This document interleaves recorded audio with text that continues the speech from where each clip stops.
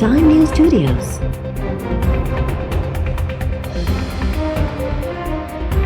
You are watching 9 PM Bulletin.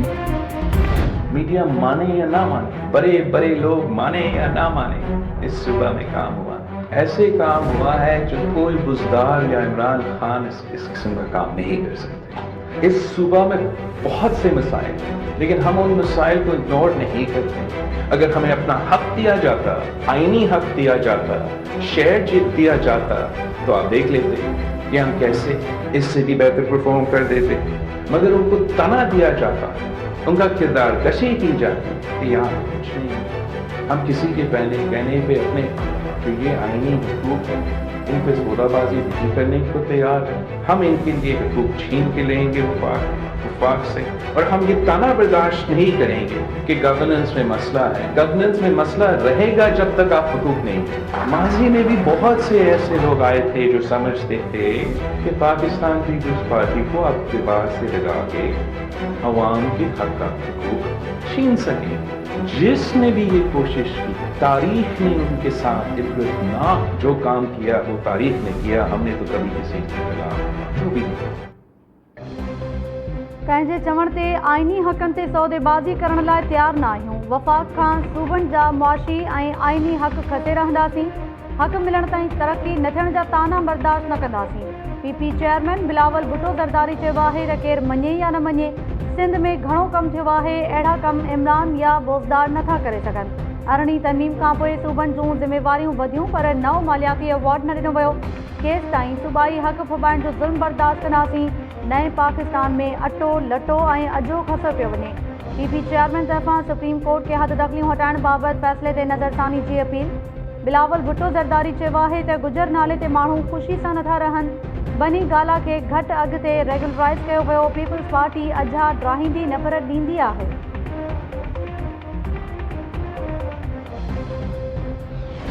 ये बिल्कुल गलत प्रोपेगेंडा है कि लोग भूखे हो गए। मेरे सूबे में आओ, मैं आपको फिराता हूँ, मुझे कच्चा मकान दिखा दो तो मैं कहूँगा कि ये मुल्क पीछे जा रहा है। जिस मुल्क में महंगाई नहीं हो, सब कुछ रुक जाए, तो वो मुल्क रुक जाएगा। ना कोई उगाएगा, ना कोई इंडस्ट्री चलाएगा और ना कारोबार होगा, तो किस तरह मुल्क चलेगा। ये अजीब फिनोमेना शुरू किया हुआ है कि महंगाई गुर्बत। मैं चैलेंज करता हूँ, आए जाएँ फिरें, मैं अपने सूबे के बात करता हूँ, आए मेरे साथ फिरें, मुझे गरीब पैदा करके दिखा दें, तो फिर मैं कहूँगा कि तुम बड़े सच बोल रहे हो। ये सारा एक ड्रामा है, ये अपोजिशन का ये ड्रामा है, और ये ड्रामा नहीं चलेगा। अब लोग समझदार हो गए। महंगाई थींदी त मुल्क हलंदो, महंगाई न थींदी त मुल्क रुकजी वेंदो। दिफ़ा वारे वज़ीर परवेज़ खटक जी अजीब मंतक़। क़ौमी असम्बली जे इजलास में परवेज़ खटक चयो त हींअर मुल्क में माण्हुनि वटि गाॾियूं आहिनि, गुर्बत किथे आहे। परवेज़ खटक चयो त चैलेंज कयां थो त ख़ैबर पख्तूनख्वा में रुगो हिकु कचो घर ॾेखारियो, पोइ मञी वेंदुसि त मुल्क तरक़ी नथो करे। सभु सरकारी नौकरी करणु चाहिनि था, केर बि महिनत नथो करणु चाहे। परवेज़ खटक जे बयान ते हुकूमती मेंबर्स बि टहक ॾिना। वफ़ाक़ी वज़ीर परवेज़ खटक ओपोज़िशन लीडर शहबाज शरीफ़ खे बि मुनाज़िरे जो चैलेंज कंदे चयो त पंजाब में शहबाज शरीफ़ जी 20 सालनि जी कारकर्दगी खां ख़ैबर पख्तूनख्वा में मुंहिंजे 5 सालनि जी कारकर्दगी बहितर आहे। मौलाना फज़ल रहमान खे दुआउनि जी न पर बददुआउनि जी ज़रूरत आहे।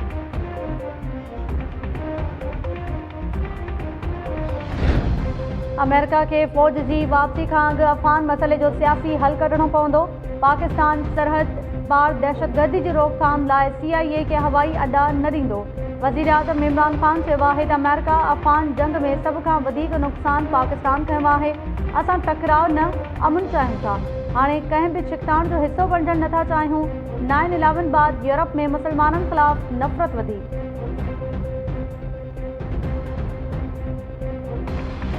हर किसी को ये हक है कि पुरअमन एहतजाज करो 100 दफ़ा करो, 1000 दफ़ा करो। अगर आप समझते कि मैं गलत हूँ तो मेरे खिलाफ करते रहो, ये आपका हक है। मगर अनफॉर्चुनेटली कोशिश है, एक साजिश है कि आपको दहशतगर्द करा दे। जैसे हमें गद्दार कहा जाता है, दूसरे को गद्दार कहने की एक साजिश है। मैं समझता हूँ सूबाई के हुकूक वसाइल पे जद्दोजहद करना पड़े, और जो भी इस धरती में रहता है एक्चुअली इन इश्यूज पे हमें एक होके जद्दोजहद करना पड़ेगा। तो तब तक आपका पहचान दहशतगर्दों का। सिंध का नौजवान जो हमेशा अमन पसंद रहे रहे हैं, जो अपने हुकूक के लिए एहतजाज करना जानते हैं, उनका पहचान दहशतगर्द है। हम किसी को वो ताफसन वाला सियासत इस सूबा में वापस ले आने को इजाजत नहीं देंगे। लेकिन इसका तहफ़्फ़ुज़ के लिए सीएम साहब हमें ऐसे कुछ कदम उठाने पड़े। जो लोग बरगलाए जाते हैं या गलत रास्ते पे लिए जाते हैं, वो सही समझते हैं।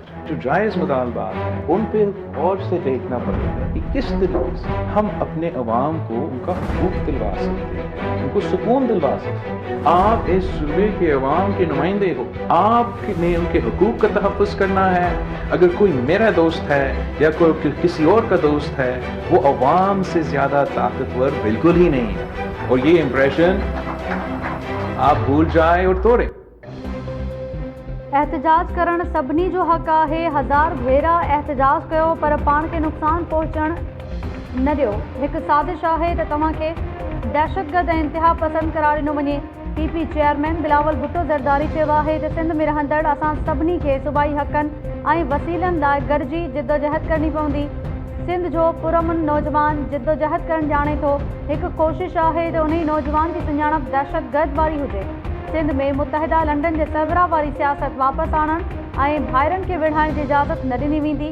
हुकूमत खे बि अहिड़ा क़दम खणणा पवंदा त जीअं भटकी वियल माण्हू सही डग ते अचनि। अवाम जा मुतालबा जाइज़ आहिनि। हुकूमत खे गौर करणो पवंदो त मसइलनि खे कीअं हल करे सघिजे थो। अहिड़ो इमरानी मुआहिदो करणो पवंदो त जीअं रियल एस्टेट ऐं ॿियनि मनसूबनि में मक़ामी माण्हुनि जी मालिकी हुजे। चूंडियल नुमाइंदनि खे अवाम जो तहफ़्फ़ुज़ करणो आहे।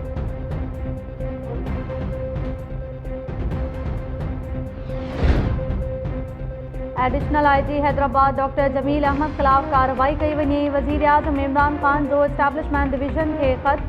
वज़ीर आज़म ख़त में चयो आहे त AIG डॉक्टर जमील वटि 15 ज़िलनि जी चार्ज आहे। हर ज़िले मां 15 खां 20 लख रुपया हर महीने उगाड़े थो। डॉक्टर जमील मुबैना तौर इख्तियारनि जो नाजाइज़ इस्तेमाल करे रिश्वत वठंदो आहे। संदसि ख़िलाफ़ सिविल सर्वेंट रूल्स तहत कार्रवाई कई वञे।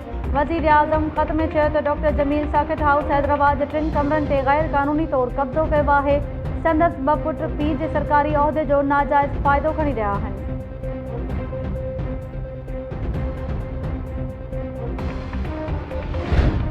बलोचिस्तान असेंबली आॾो हंगामे वारे केस में नामज़द ऑपोज़िशन लीडर सिकंदर मलिक समेत 16 मेंबर्स गिरफ़्तारी पेश करे छॾी। ऑपोज़िशन जे 16 मेंबर्स बिजली रोड थाणे ते पहुची गिरफ़्तारियूं पेश कयूं। ऑपोज़िशन लीडर सिकंदर मलिक चयो आहे त बजट इजलास दौरान ऑपोज़िशन मेंबर्स जी तज़लील कई वई। जाली सरकार जे ख़ात्मे ताईं एहतजाज जारी रहंदो। अख्तर लांगू तरफ़ां बि गिरफ़्तारी पेश करण जो ऐलान।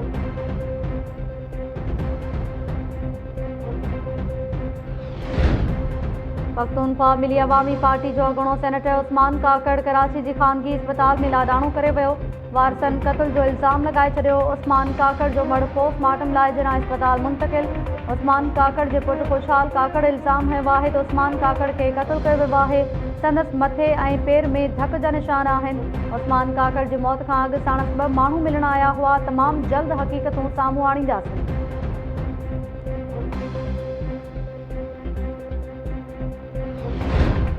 सिंधी वसंदनि ते वालार ऐं क़ौम परस्त क़यादत जी गिरफ़्तारियुनि ख़िलाफ़ सिंध एक्शन कमेटी जी अवामी राब्ता मुहिम जारी।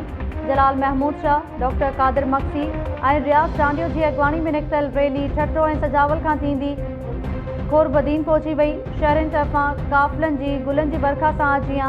हैदराबाद में वकीलनि जो बैरियर टाउन इंतज़ामिया ख़िलाफ़ एहतजाजी मुज़ाहिरो। क़ौम परस्त क़यादत ख़िलाफ़ दाख़िल केस ख़त्म करण जो मुतालबो।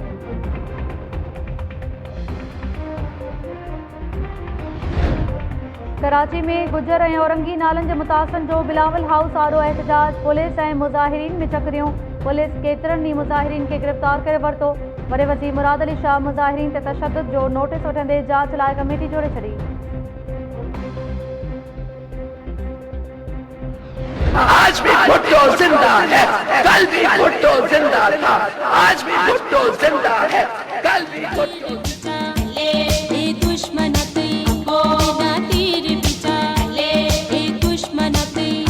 जब ये धरती पुकार रही है कि मैं खतरे में हूँ। वो लड़की लाल कलंदर थी, वो लड़की लाल कलंदर थी। तुम जिंदा होकर मुर्दा हो, वो मुर्दा होकर जिंदा है। जिए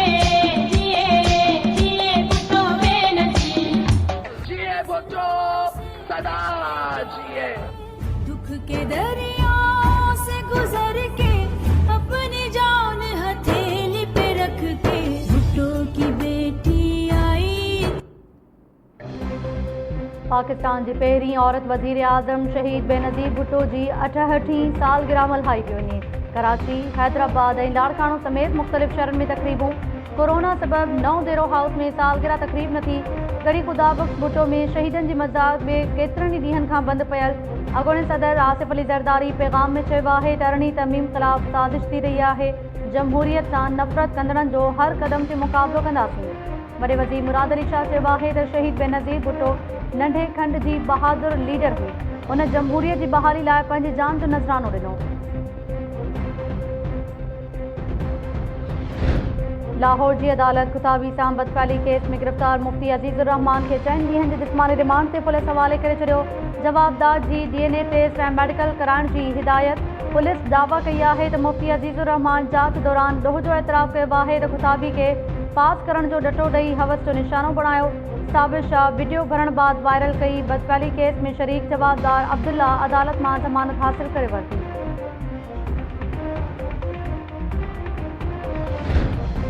हैदराबाद जी अदालत नींगरी के अगवा करे ज़्यादती बाद साड़े क़त्ल कंदड़ जवाबदार के जनम ठीप ॾेई छॾी। जवाबदार मौला बख्श क़ैद सां गॾु 1 लख रुपया ॾंड भी भरींदो। साल 2004 में फुलेली वारे इलाक़े में जवाबदार 7 वरनि जी आसिफा मकरानी के अगवा करे ज़्यादती बाद क़त्ल कयो ऐं लाश कचरा कुंडी में साड़े छॾियो हो। इन छोकिरे खिलाफ़ कार्रवाई कई वेंदी। इन्वेस्टिगेशन कयूं था। जेतिरो बि तव्हांजो मतिलबु असांजी हेल्प थींदी उहा कंदा। छोकिरे ते जेका बि FIR थींदी उहा कंदा। SSP साहब मां मुतमइन आहियां त उहो असांजी इंक्वायरी कंदा। जी FIR जे लाइ चई छॾियो आहे। उहो FIR जे लाइ न बसि छोकिरे जी डेटा वग़ैरह कढी करे उन्हनि खे इन्वेस्टिगेट करे घुराईंदा। मुंहिंजो मुतालबो इहो ई आहे त बसि SSP साहब FIR कटे ऐं उन्हनि खे जेको आहे गिरफ़्तार फौरी गिरफ़्तारी उन्हनि जी कई वञे। ज़ाइदा जतोई एहसान जतोई ऐं उन्हनि जा जेके मामा ऐं चाचा आहिनि उन्हनि ते बि FIR कई वञे। कोटड़ी में ज़्यादती ऐं ब्लैकमेलिंग जो इल्ज़ाम लॻाईंदड़ लेडी पुलिस अहलकार अनिला थेबो खे SSP जामशुरो पंहिंजी ऑफिस में घुराए वरितो। मुतासिर अहलकार जी भेण सना थेबो पारां जांच ऑफिसर DSP शबीर सरकी ते दबाव विझण जो इल्ज़ाम। सिंध जे मुख़्तलिफ़ खातनि जे 37 कामूरनि खे 19 ग्रेड में तरक़ियूं ॾिनियूं वयूं। सकाफ़त खाते जा 4 डिप्टी डायरेक्टर हबीबुल्ला मेमून, संतोष कुमार, ज़ाहिद आखूंद ऐं शेर मोहम्मद महर 19 ग्रेड में डायरेक्टर बणिजी विया। कानून वारे खाते में अली हैदर सलीम, इकबाल अहवान, सरदार अली शाह, शाहिद शेख, शहजादो सलीम, सीमा अक़दस, मुंतज़िर महदी ऐं ज़हूर शाह एडिशनल प्रोसिक्यूटर जनरल थी विया। आपाशी खाते में अशफाक मेमून, शकील अहमद, शुएब समो ऐं शहबाज अख्तर जी सुप्रिंटेंडेंट इंजीनियरिंग तौर तरक्की। नोटिफिकेशन जारी।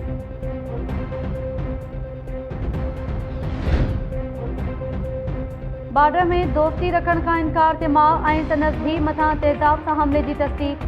मेडिकल मूजिबि औरत हाकिमज़ादी ऐं संदसि 10 वरनि जी धीउ सलमा शाहानी मथां तेज़ाब हमलो कयो वियो। पुलिस चवणु आहे त मेडिकल रिपोर्ट मिलण बाद कार्रवाई अॻिते वधाई वेंदी।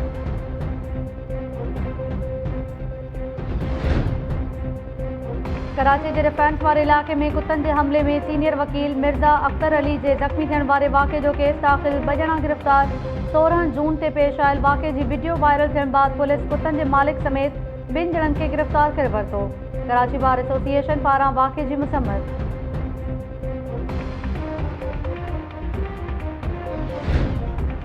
तलहार वेझो ठट्टो वासी 3 भाइर वाह में विंझंदे बुॾी फौत थी विया। ॻोठु करम खान दिलवाणी में वाह में बुॾी वियल 3 भाइरनि जा लाश हथ कया विया।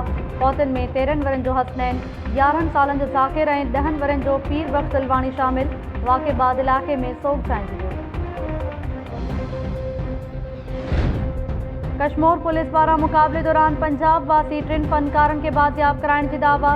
पुलिस मूजिबि कचे में कार्रवाई कई त धाड़ेल मुग़विन खे छॾे फरार थी विया। बाज़ियाब थियलनि में ज़ाकिर अली, साजिद अली ऐं आसिफ अली शामिल। पुलिस चवणु आहे त पंजाब वासी फनकारनि खे ॻाइण बहाने घुराए अगवा कयो वियो हो।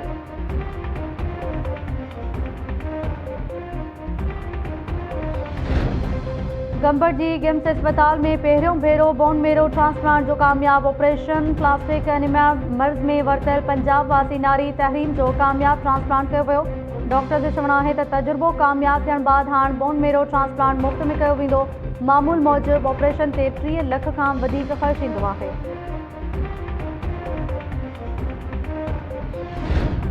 रोड़ी भरिसां हियांव ॾारींदड़ हादसो। रेलवे ट्रैक ते रांदि खेॾंदड़ ॿारनि मथां ट्रेन चढ़ी वई। 2 मासूम भाइर जी भाड़जी फौत, 2 ज़ख़्मी। मंडोतेरो रेलवे स्टेशन भरिसां हादसो पेश आयो। फौतुनि में 10 वरनि जो फतह चौहान ऐं 12 वरनि जो हकीम शामिल। सनाउल्ला ऐं अरबाब ज़ख़्मी थी पिया। पुलिस मूजिबि मालगाड़ी जे टक्कर में 12 फौत थिया। ज़ख़्मियुनि खे अस्पताल मुंतक़िल कयो वियो आहे। फौतुनि जा मर्द घर पहुचण ते कोहराम अची वियो। सिंध में बिजली जी अणिलानियल लोड शेडिंग ख़िलाफ़ शहरी रोडनि ते निकिरी आया एहतजाजी मुज़ाहिरा ऐं धरणा। चक में बिजली जी अणिलानियल लोड शेडिंग ख़िलाफ़ शटरबंद हड़ताल बाद शहरियुनि जो धरणो।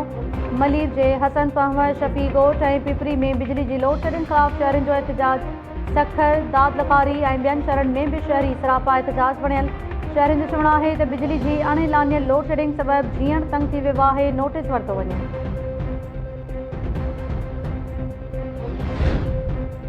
काछे वेझो खीर जी जाबलू पट्टी ते ज़ोरदार बरसात खां पोइ नयूं वही आयूं मारूवड़नि जा मुख ख़ुशी विचां बहकी पिया। टंडो रहीम ऐं ॿियनि इलाइक़नि में बरसात सबबि मौसम ख़ुशगवार थी वियो। बधी बाहूं झुके चा उठे चुमे आहिस्ते आहिस्ते हवा खे चो पिरियां जे घर घेड़े आहिस्ते आहिस्ते। नेठे इंसान भी मटजी थो वञे। प्यार दरिया हुआ दरिया भी लटजी थो वञे। ओ हुकुम करे दी हजार ववा मिट्टी हुकुम करे दी हजार ववा मिट्टी हुकुम करे दी हजार। दरी पद बाबा गवादारी जाओ गवादारी जाओ गवादारी जाओ।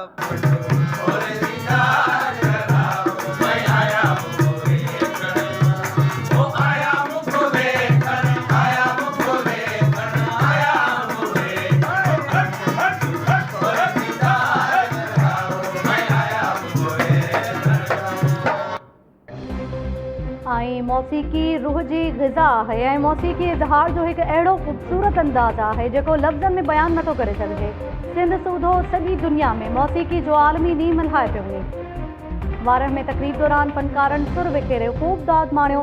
फ़नकारनि तरफ़ां मौसीक़ी ज़रिए अमन ऐं प्यार जे प्रचार जारी रखण जो अज़म आहे।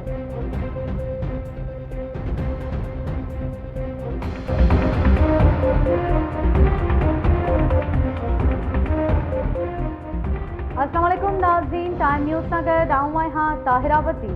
हेडलाइंस सां वॾियूं तफ़सीली ख़बरूं शॉर्ट ब्रेक खां पोइ।